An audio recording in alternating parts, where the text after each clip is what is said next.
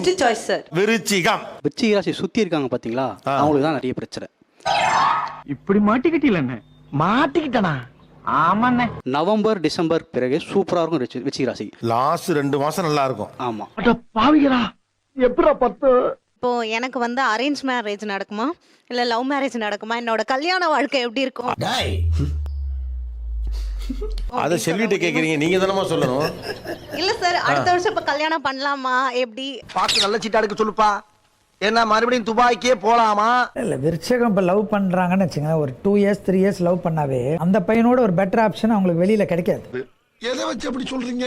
இவங்களோட அட்ஜஸ்ட் பண்ணிட்டு ஓடுறது பெரிய கஷ்டம்.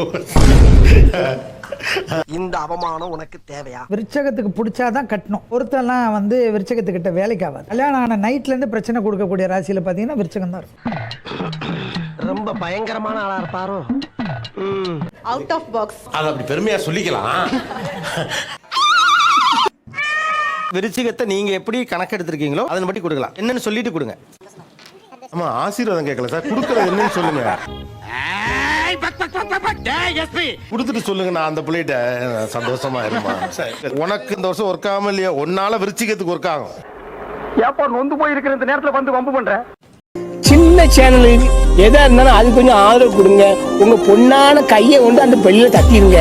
அவங்களுக்கு சப்ஸ்கிரைபர் 5-10 ஏறுனா அவங்க மனசு சந்தோஷப்படும். அவங்க வீடியோவும் பாருங்க.